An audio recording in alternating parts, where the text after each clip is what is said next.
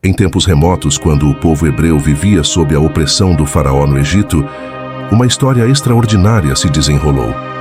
No seio de uma família hebreia, nasceu um menino chamado Moisés, destinado a um futuro grandioso. Moisés nasceu em um momento de grande sofrimento para seu povo. O faraó, temendo o crescimento da população hebreia, ordenou a morte de todos os bebês do sexo masculino, de 2 anos para baixo.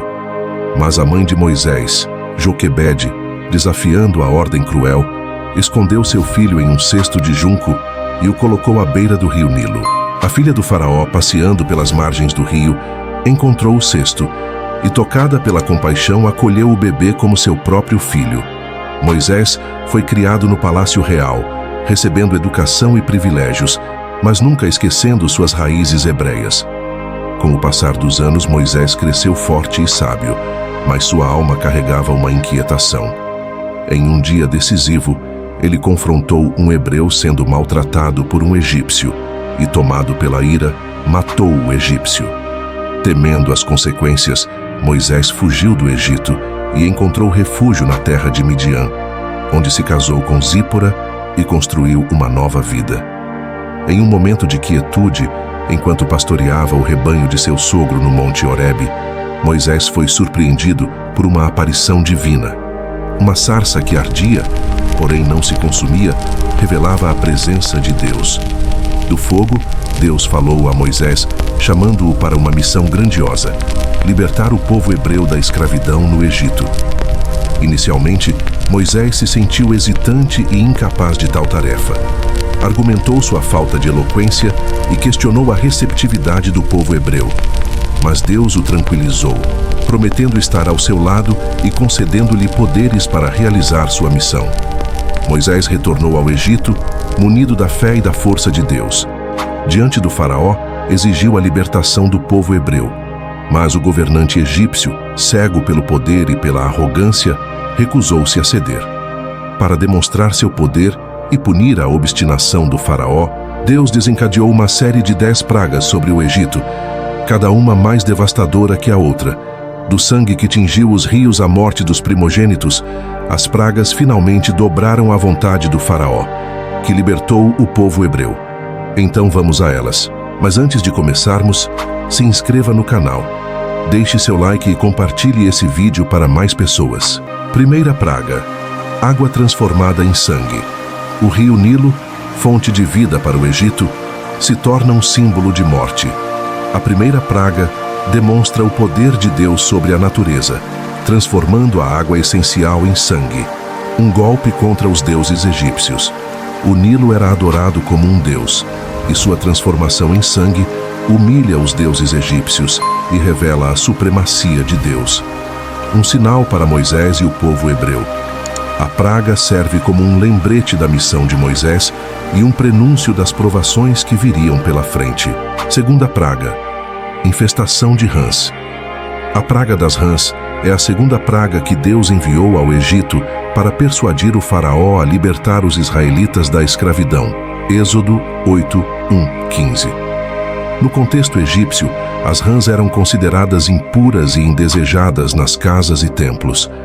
A infestação de rãs em locais sagrados e residências comuns foi um golpe significativo na vida cotidiana e religiosa dos egípcios.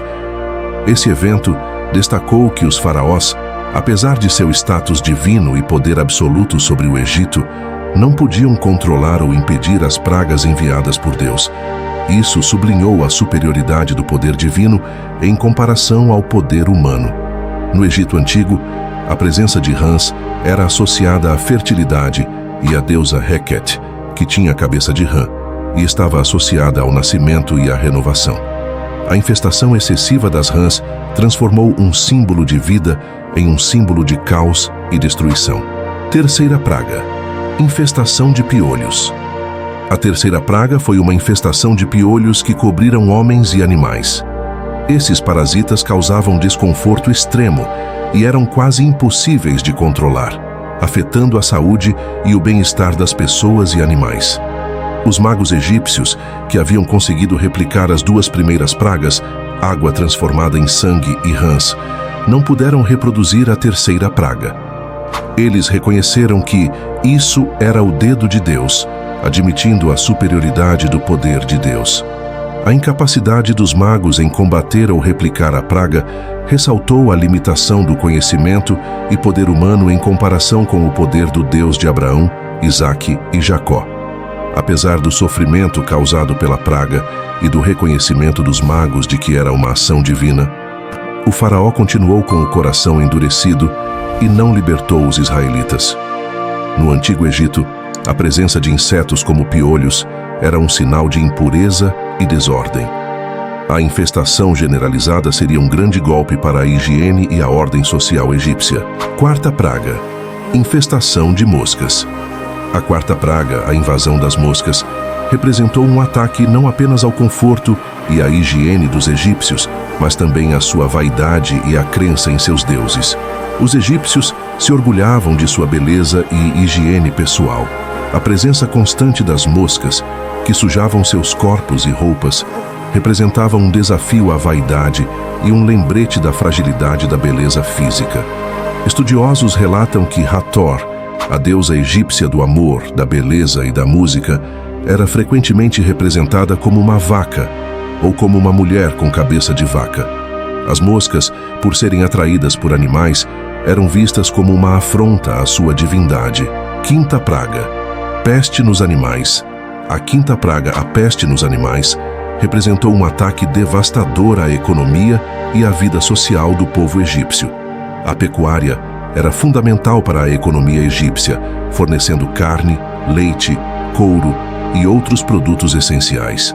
A peste afetou cavalos, asnos, camelos, gado, ovelhas e cabras, causando perdas econômicas significativas e sofrimento para os criadores de animais. Os animais eram utilizados em diversas atividades, como transporte, agricultura e construção. A morte em massa dos animais prejudicou a produção agrícola, o transporte de pessoas e bens e a construção de obras públicas, desestabilizando a ordem social egípcia. Alguns animais, como bois e vacas, eram considerados sagrados pelos egípcios e utilizados em rituais religiosos. A morte desses animais representou uma afronta à crença e um golpe na fé do povo. Sexta praga: úlceras nos homens e animais. A sexta praga, as úlceras, representou um ataque direto à saúde e à vaidade do povo egípcio, afetando tanto humanos quanto animais. Feridas dolorosas e erupções cutâneas cobriram o corpo de homens e animais, causando dor intensa, sofrimento físico e psicológico. A praga atingiu indiscriminadamente, afetando pessoas de todas as classes sociais. Os egípcios davam grande importância à aparência física e à higiene. As úlceras, que deformavam a pele e causavam repulsa, representavam um desafio à vaidade e um lembrete da fragilidade e da efemeridade da beleza física. A sétima praga: chuva de fogo e granizo. A sétima praga, a chuva de fogo e granizo, representou um dos eventos mais devastadores e aterrorizantes da história bíblica. Uma tempestade violenta de fogo e granizo desabou sobre o Egito, causando destruição em massa. Granizos do tamanho de pedras preciosas caíram do céu, enquanto relâmpagos e trovões estrondosos aterrorizavam o povo. Casas, plantações e colheitas foram devastadas pela chuva de granizo e fogo. Animais pereceram, e o medo e o desespero tomaram conta da população. Essa praga foi a mais severa até então, demonstrando o poder incontrolável de Deus. A chuva de fogo e granizo desafiou a crença dos egípcios em seus deuses da natureza. Nenhum deus egípcio era capaz de controlar os elementos dessa forma, e a praga demonstrava a soberania do Deus único e verdadeiro. A oitava praga do Egito, a invasão de gafanhotos, representou um ataque devastador à agricultura, à economia e à divindade egípcia Renenutete, a deusa das colheitas. Nuvens de gafanhotos, insetos vorazes e destruidores, cobriram o céu do Egito, devorando tudo em seu caminho: plantações, folhas, frutos e até mesmo a madeira das casas. A fome e o desespero se instalaram entre o povo. A agricultura era a base da economia egípcia, e a devastação causada pelos gafanhotos gerou perdas econômicas catastróficas. O povo enfrentava a fome, enquanto o faraó via sua riqueza e poder diminuírem consideravelmente. Renenutet era a deusa egípcia das colheitas, responsável pela fertilidade da terra e pela abundância das plantações. A invasão de gafanhotos, que destruiu as colheitas sob sua proteção, representou um ataque direto à sua divindade e à fé do povo egípcio. A nona praga do Egito: trevas impenetráveis. Uma escuridão densa e palpável cobriu o Egito por 3 dias, tão intensa que as pessoas não podiam se ver nem sair de suas casas. A escuridão era tão profunda que se podia cortar com uma faca. A vida cotidiana tornou-se impossível. As pessoas não conseguiam trabalhar, comer ou dormir. O medo e o desespero se apoderaram do povo, que vagava pelas ruas em completa desorientação. Animais pereceram sufocados ou se feriram ao tropeçar na escuridão. Na cosmovisão egípcia, a luz era associada à ordem, à verdade e ao deus solar Ra. A escuridão, por outro lado, representava o caos, a mentira e a morte. As trevas da nona praga simbolizavam um desafio à própria ordem cósmica, ameaçando a estrutura fundamental do universo egípcio.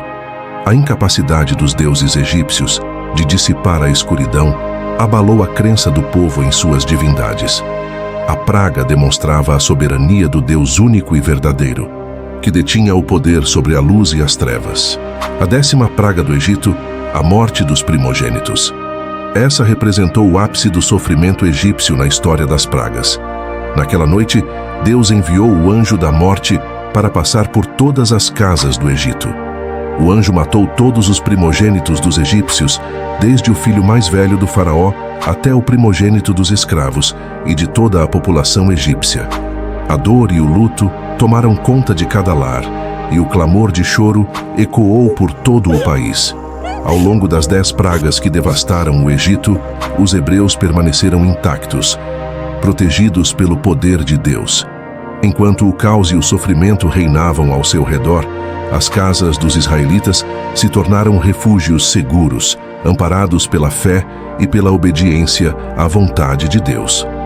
Antes da 10ª praga, Deus instruiu Moisés a ordenar que cada família hebreia sacrificasse um cordeiro e marcasse suas portas com o sangue do animal. Essa ação, conhecida como a primeira Páscoa, serviu como um sinal para o anjo da morte passar por cima das casas dos israelitas, poupando seus primogênitos da 10ª praga. A morte dos primogênitos foi a praga final, o golpe final que o faraó não pôde suportar. Ele finalmente cedeu à vontade de Deus e libertou o povo hebreu da escravidão. Os israelitas partiram do Egito em uma grande caravana, levando consigo seus bens e animais. A 10ª praga representou o julgamento final de Deus sobre o Egito, punindo-o por sua opressão e recusa em libertar o povo hebreu. Ao mesmo tempo, a praga também simbolizava a redenção dos israelitas, que finalmente foram libertos da escravidão e puderam seguir em direção à terra prometida. A trajetória dos israelitas no Egito nos ensina que a fé em Deus e a obediência à sua vontade são pilares essenciais para a salvação. Através da fé, encontramos força para enfrentar os desafios da vida e alcançar a redenção prometida. A obediência, por sua vez, demonstra nosso amor e reconhecimento a Deus, abrindo as portas para as bênçãos divinas. Em um mundo que muitas vezes nos aprisiona em correntes de medo, insegurança e materialismo, a história das pragas nos convida a buscar a verdadeira liberdade. A liberdade da fé, a liberdade do amor e a liberdade da obediência à vontade de Deus. Assim como os hebreus clamaram por libertação do Egito, nós também podemos clamar a Deus por libertação das amarras que nos aprisionam. Através da fé em Jesus Cristo, podemos encontrar a redenção e a vida eterna, alcançando a verdadeira liberdade que tanto almejamos. Gostou do vídeo? Então deixe seu like, se inscreva no canal. Assim você receberá notificações sobre novos vídeos e não perderá nenhum conteúdo. Deixe seu comentário, compartilhe seus pensamentos e opiniões sobre esse vídeo e nos ajude a melhorar ainda mais nosso trabalho. Ajude-nos a espalhar a mensagem do Evangelho. Fiquem com Deus e até a próxima.